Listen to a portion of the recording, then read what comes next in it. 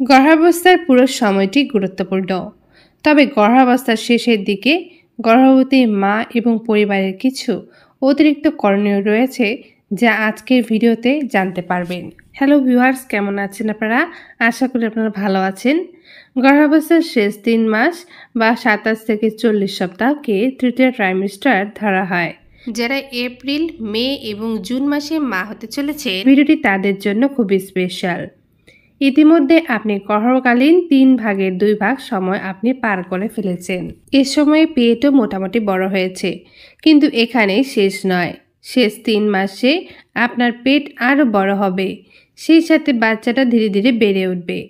গর্ভাবস্থার শেষ 3 মাসে গর্ভের বাচ্চা ও মায়ের মধ্যে কি কি পরিবর্তন আসে এবং এই সময়ে করণীয় ও বর্জনীয় সম্পর্কে জানতে ভিডিওটি শেষ পর্যন্ত দেখতে ভুলবেন না।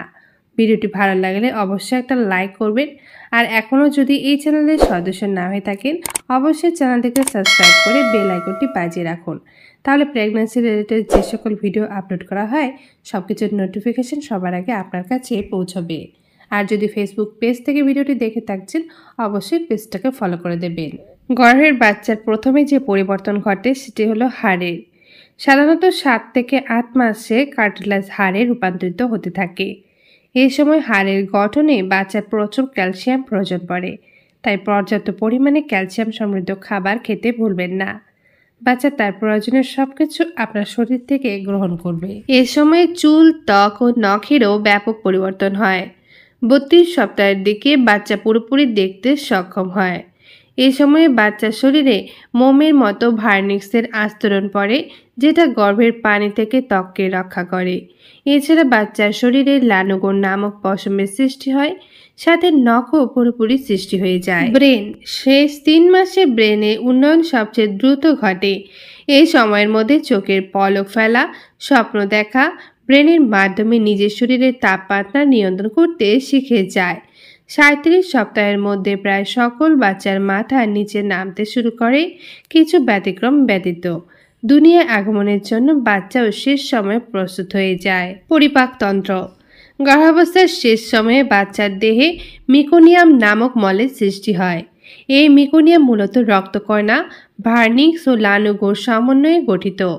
এই মল বাচ্চার ক্ষুদ্রান্তে জমা হতে থাকে।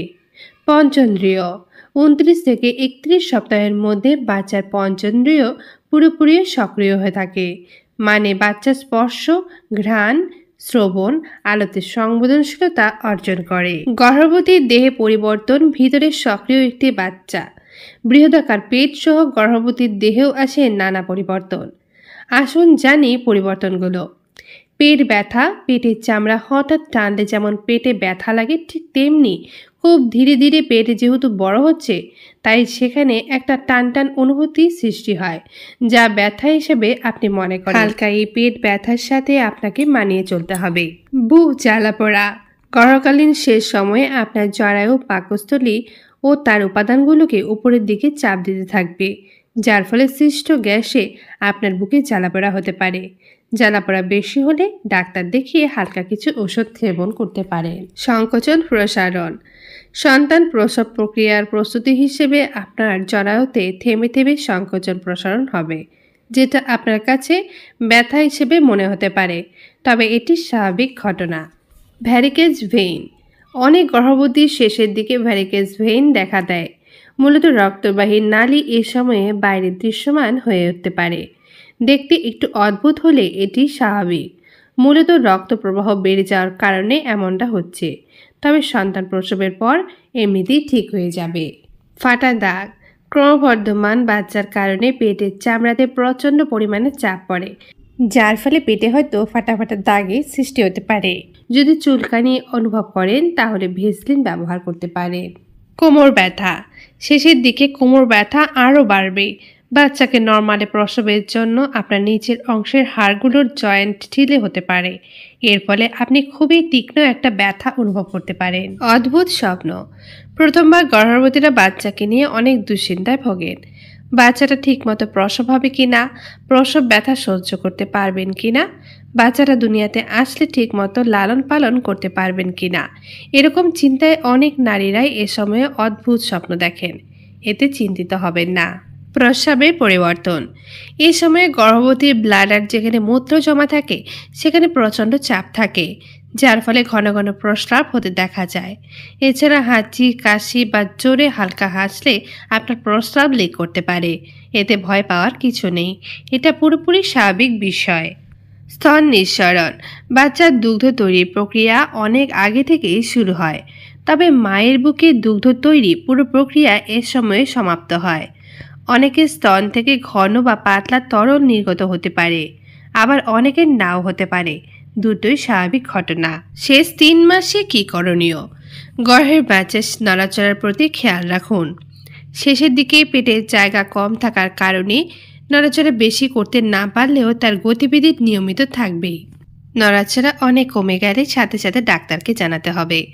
নিজের ওজন ঠিকমতো বাড়ছে কিনা সেটা যাচাই করুন। আপনার ওজন ঠিক আছে কিনা জানতে অবশ্যই কমেন্ট করুন। আর অবশ্যই আপনার উচ্চতা, গর্ভধারণের আগের ওজন ও কত সপ্তাহ চলছে সেটা উল্লেখ করতে কিন্তু ভুলবেন না।